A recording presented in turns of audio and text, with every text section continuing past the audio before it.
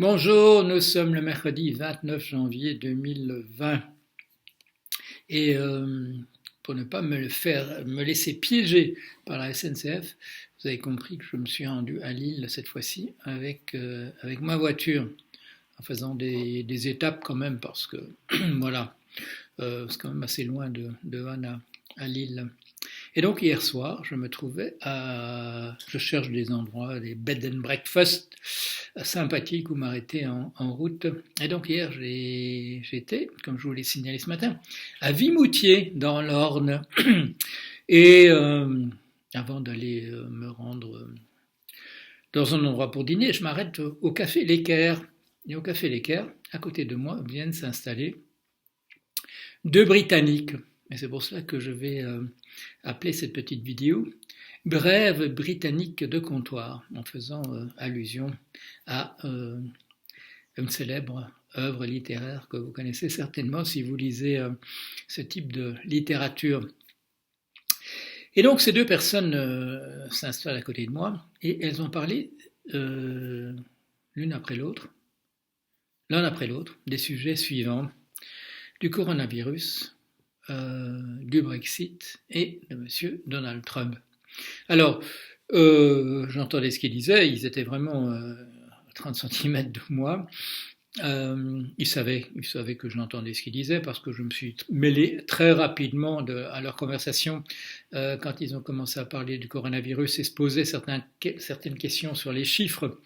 Et vous, chers amis lecteurs du blog, m'aviez fourni dans la journée d'hier en particulier et depuis 2 ou 3 jours pas mal d'informations et j'ai pu leur montrer ce site qui montre en temps réel le nombre de cas par pays, etc., ce qui les a beaucoup intéressés. L'autre chose dont ils ont parlé, c'est bien entendu du Brexit. J'avais compris de leur conversation que ce sont des personnes qui habitent à Vimoutier ou dans les environs, ils n'avaient pas l'air de venir très loin, mais je dirais à vue de nez au pifomètre au moins depuis 10 ans. Ils connaissaient bien la région, ils connaissaient bien le patron, voilà, ils connaissaient tout le monde. Et ils sont mis à parler du Brexit et de manière un petit peu inquiète, en comparant les preuves dont ils disposent, qui sont bien depuis longtemps en France. Et ils étaient surpris de voir que leur permis de résident ou enfin les attestations dont ils disposaient n'étaient pas les mêmes l'un et l'autre, d'où une certaine inquiétude. Alors cette inquiétude, vous la voyez tous les jours maintenant. Le Brexit officiellement sera déclaré dans 2 jours, et tout le monde s'inquiète. Vous avez peut-être vu un article, je crois que c'était dans Le Monde, de l'université d'Oxford, qui ne pourra pas faire venir des gens aussi facilement que c'était autrefois, et que beaucoup de gens, en fait, qui sont là à l'université d'Oxford. Et quand vous regardez les noms des gens qui sont à la tête des départements à Oxford, c'est pas du tout comme à l'époque où moi j'étais à Cambridge ou à Oxford, j'étais à Cambridge. Enfin, c'est le même système. Le nom des chefs de département à cette époque-là, d'abord c'était surtout des hommes, c'est-à-dire dans les années, c'est quoi? J'étais là de 75 à 84, 10 ans. Et tous ces noms étaient des noms extrêmement britanniques. Il n'y avait pas beaucoup de noms étrangers. Mais si vous regardez maintenant, c'est une autre affaire. Et donc, à l'université d'Oxford en particulier, à mon sens, ça doit être pareil à Cambridge, on s'inquiète du fait que la situation des Européens qui sont là va devenir extrêmement compliquée et il y aura une perte de qualité. De la même manière qu'il y a une perte de qualité, vous savez, vous connaissez mon opinion sur le monde de la finance. Mais la City de Londres, c'est un endroit où j'ai travaillé en particulier, moi, dans les années, c'était quoi, 94, 95, 96, voilà, c'était un truc, voilà, hein, on voyait la fumée, la grosse fumée qui sortait des usines, là, à la City de Londres, ça carburait. Et là, les gens se préparent à partir pour Paris, pour Francfort, pour Amsterdam, pour des endroits plus sympathiques à la finance de type européen. Alors, est-ce que c'est une catastrophe? J'en sais rien, mais les choses vont devenir très compliquées. Et alors, cet après-midi, panique sur Erasmus. Que va devenir Erasmus? Tous les Britanniques qui sont dans Erasmus, tous les gens qui vont de manière sympathique, comme j'avais fait moi à mon époque, aller travailler, étudier en Angleterre, tout ça est en danger. Alors, est-ce que ça veut dire que tout ça va disparaître? Vous connaissez mon opinion. Deux possibilités. On ne déclare pas le Brexit, mais alors là, on est quand même à 2 jours, on va le déclarer. Et autre option, on va déclarer le Brexit de manière tonitruante, et puis on va s'arranger pour que Erasmus continue quand même, pour que les Britanniques qui vivent en France, en Espagne, au Portugal, etc., en Italie, pour qu'ils puissent quand même y rester sans être persécutés poursuivis par la police, de même pour les Européens qui vivent en Grande-Bretagne, si bien que, vous connaissez mon opinion, la marche arrière sera, sinon impossible, quasiment impossible. Et la deuxième option, que je voudrais signaler en juin 2016, à la suite du référendum, c'est-à-dire soit le Brexit n'a pas lieu, mais là je risque de perdre, soit on dit que le Brexit a eu lieu, et puis il ne s'est absolument rien passé. Alors on le voit déjà, M. Johnson était du type enthousiaste pour remplacer tous les accords avec l'Europe, avec l'Union européenne, pour les remplacer par des accords avec les États-Unis. Vu la situation dans laquelle se trouve M. Trump, qui n'est pas vraiment en situation de négocier quoi que ce soit en ce moment, on ne sait pas ce qui va se passer, plus les choses que je vous ai signalées depuis longtemps, l'Irlande, le statut de l'Irlande qui est pratiquement inchangeable par rapport à ce qu'il est maintenant, sauf au prix de relancer la guerre civile là-bas, l'Écosse qui dit il n'y a pas question, qui a voté de manière quasi unanime à dire on ne veut pas du Brexit, on ne sortira pas de l'Union européenne, et ainsi de suite. Et troisième sujet, dont ces braves messieurs qui ont été rejoints ensuite par un troisième sujet britannique qui semblait, d'après ce que je comprenais de la manière dont la dame parlait, elle, français sans accent, et parlait l'anglais avec un accent, ce monsieur a dû trouver une compagne localement en Normandie, ce qui est relativement normal puisque vous savez que c'est le duc de Normandie qui est à Guillaume le Conquérant, qui a conquis l'Angleterre à une époque. Alors là, on parlait de Trump, on parlait de M. John Bolton. M. John Bolton, j'ai déjà parlé pas mal de lui. Ce que je vous ai dit, et qui est le plus pertinent maintenant, je vous ai dit, il y a eu un épisode qui s'est passé au Congrès, à la Chambre des députés aux États-Unis, où il y a une majorité démocrate. Les démocrates ont gagné, ils ont passé le dossier au Sénat, et là, je vous l'ai expliqué, le problème maintenant, c'est de savoir ce qu'on va faire exactement les républicains qui sont en majorité au Sénat. Et là, je vous l'ai dit et je vous l'ai expliqué depuis des années, il y a un courant parmi les républicains, il y a un courant pro-russe et un courant anti-russe. Le courant anti-russe, c'est vraiment le courant historique, c'est le courant de la guerre froide. À l'époque où personne vraiment aux États-Unis n'était particulièrement enthousiaste pour l'URSS, sauf les membres du Parti communiste et sympathisants, compagnons de route américains. Et il y en a eu un certain nombre, et il y a un certain nombre de gens qui ont travaillé activement dans une perspective essentiellement pacifiste, je dois bien le dire, je dois le souligner, de sympathie envers l'URSS. Il y a un certain nombre de gens qui ont joué un rôle d'espion. Il y a des affaires extrêmement compliquées, extrêmement tragiques qui ont eu lieu. C'est pas le moment maintenant pour moi d'en parler.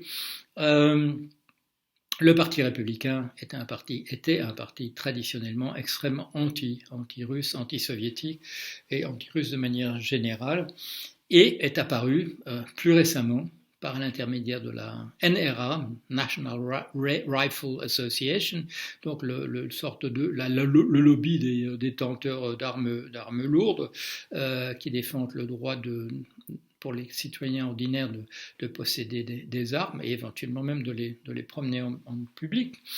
Un courant pro-russe, ce courant pro-russe représenté de manière tout à fait emblématique par M. Trump lui-même, le président. Et je vous ai rappelé récemment comment dire, la scission qui existe au sein du Parti républicain entre les gens qui sont encore de la tradition massivement anti-russe que représentait M. John McCain, la personne qui, aussitôt qu'il avait entendu parler du fait que M. Trump était éventuellement compromis du côté russe, avait contacté le FBI, ayant en sa possession le fameux rapport Steele, et en face, le camp dominant en ce moment, et dont on imagine qu'il pourrait éventuellement l'emporter au Sénat, le camp pro-russe, plus ou moins infiltré, ou bien tout simplement des gens qui sont, comment dire, sympathisants de régimes autoritaires dont le régime démocratique est plus ou moins abîmé d'une manière ou d'une autre, ce qui ne veut pas dire que nos régimes à nous ne soient pas abîmés d'une manière ou d'une autre du point de vue démocratique, mais c'est pas exactement de la même manière, d'où des critiques qui doivent porter de manière distincte si on veut critiquer les dérives de la démocratie, soit du côté, je dirais, de la Russie et d'autres systèmes autoritaires, soit du côté de chez nous, qui sont plutôt des dérives de type oligarchique, encore qu'il y ait des oligarques en Russie, bien entendu, etc., etc. Alors, Monsieur John Bolton, qui donc avait freiné des 4 pieds quand on lui avait demandé de venir, s'il était disposé à venir déposer dans la commission qui avait lieu à ce moment-là au Congrès, à la Chambre des députés, et dont on avait dit, et je l'ai rappelé, je l'avais signalé en novembre, et je l'ai rappelé hier ou avant-hier, ce monsieur, manifestement, il avait prévu une sorte d'autobiographie, et il ne voulait pas perdre des sous en venant en parler de ça de manière prématurée. Il s'est fait qu'il y a 2 ou 3 jours, certaines personnes ont fait fuiter des documents qui viennent du manuscrit, du fameux livre pour lequel il se battait pour obtenir des droits d'auteur très importants.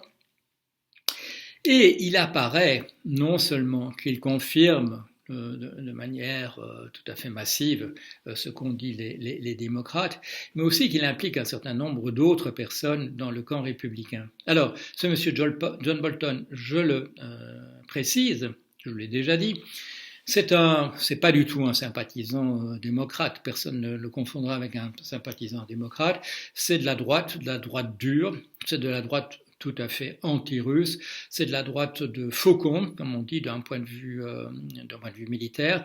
Ce sont les néoconservateurs. Ce monsieur avait laissé dans la gauche américaine un très très mauvais souvenir au moment où il représentait les États-Unis sous Bush auprès des Nations Unies. Ce n'est pas du tout quelqu'un vis-à-vis de qui les démocrates ou les gens de gauche de manière générale auraient beaucoup de sympathie. Mais il fait partie du camp violemment anti-russe. Alors, qu'est-ce qui va se passer? On entend parler de ces différentes choses qui sont dans son livre, qui provoquent une sorte de résistance du côté de l'autre camp, celui qui est contre le fait que M. John Bolton viendrait parler. Mais il apparaît au début. On a parlé essentiellement de fuite de son livre pour des choses qui concernaient l'Ukraine, le deal que lui avait appelé un deal un truc de dealer, un truc de drogue. En disant qu'il voulait absolument pas se mêler à ça, mais est sorti hier d'autres informations de son manuscrit, des choses qui parlent d'autres choses. Et là, il y a peut-être des arguments qui vont encore pousser davantage à la scission à l'intérieur du camp républicain. Pourquoi? Parce qu'il dit des choses relativement aimables vis-à-vis de d'autres personnes qui trempent jusqu'au cou dans les magouilles de monsieur Trump. En particulier, il signale que monsieur Mike Pompeo, le ministre, le ministre des Affaires étrangères, et monsieur William Barr, le ministre de la Justice, il signale que ces personnes ont traîné les pieds quand il s'agissait de soutenir monsieur Trump.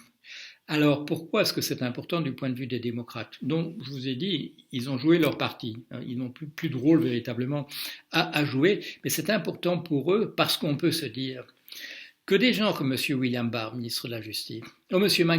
Mike Pompeo, ministre des Affaires étrangères, s'ils ont l'impression que la partie est perdue, comme je vous l'ai déjà signalé, c'est le cas de l'Ukraine qui a maintenant manifestement pris parti contre M. Trump, c'est le cas de M. Lev Parnas qui manifestement a pris parti contre M.